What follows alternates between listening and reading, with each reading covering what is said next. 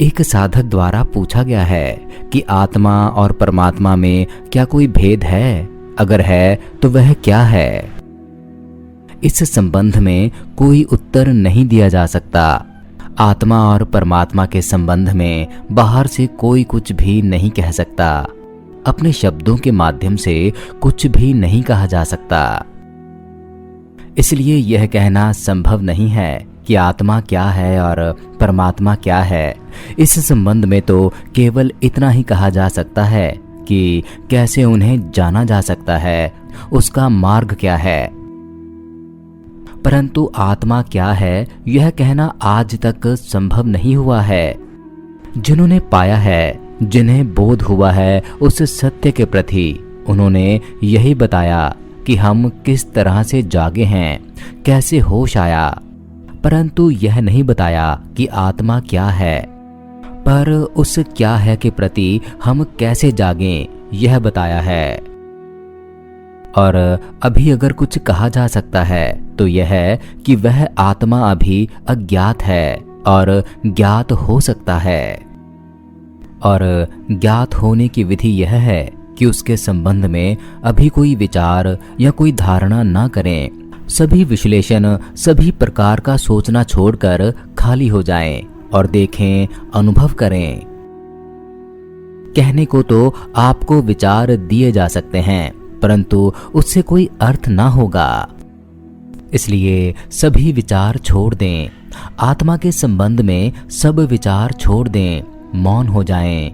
तो मौन होने के पथ पर अगर आप मौन हो पाएं तो आपको जो दिखेगा, जो अनुभव होगा, वह यह है कि वही आत्मा समस्त में व्याप्त है या नहीं है।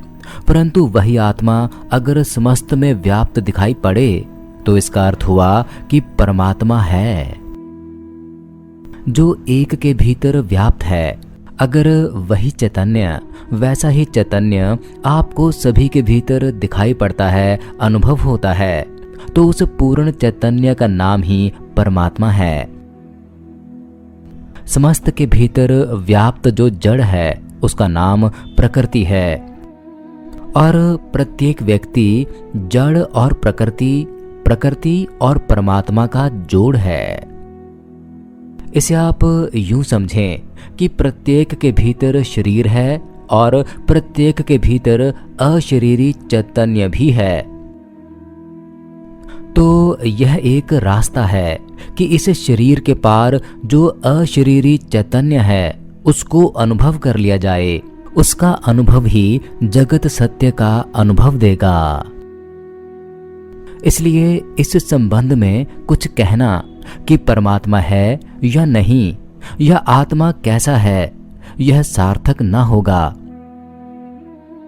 बस इतना ही कहा जा सकता है कि जो भी है उसे जानने का सिर्फ उपाय है। उपाय बताया जा सकता है, उसे जानने की विधि बतलाई जा सकती है।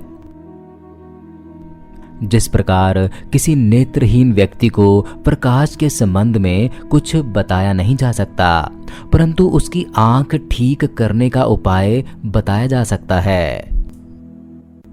और उसने अगर कभी प्रकाश देखा ही ना हो, अनुभव ही ना किया हो, तो आप चाहे उसे कुछ भी बताओ, कुछ लाभ ना होगा। इसलिए आंख के उपचार की व्यवस्था बताई जा सकती है। आंख सुधर जाए तो प्रकाश दिख सकता है।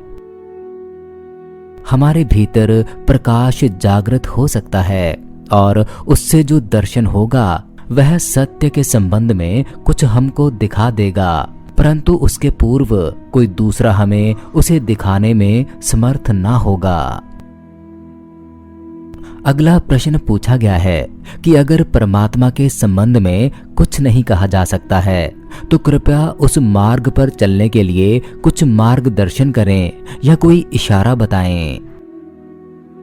मनुष्य बाहर घूम रहा है और भीतर जाने का मार्ग नहीं पता है। निरंतर यह सुनने को मिलता रहता है कि भीतर जाना है, परंतु सारा घूमना बाहर ही होता रहता है और भीतर जाना हो नहीं पाता। तो असल में मनुष्य को कुल इतना समझ लेने की जरूरत है कि बाहर मैं किन कारणों से घूम रहा हूं, कौन से वे कारण हैं जो मुझे बाहर घुमा रहे हैं। अगर वे कारण मेरे हाथ से छूट जाए तो मैं भीतर पहुंच जाऊंगा और उस परमात्मा को, सच्चिदानंद को जानने के लिए भीतर की यात्रा शुरू हो सकेगी। हरिओम तत्सत।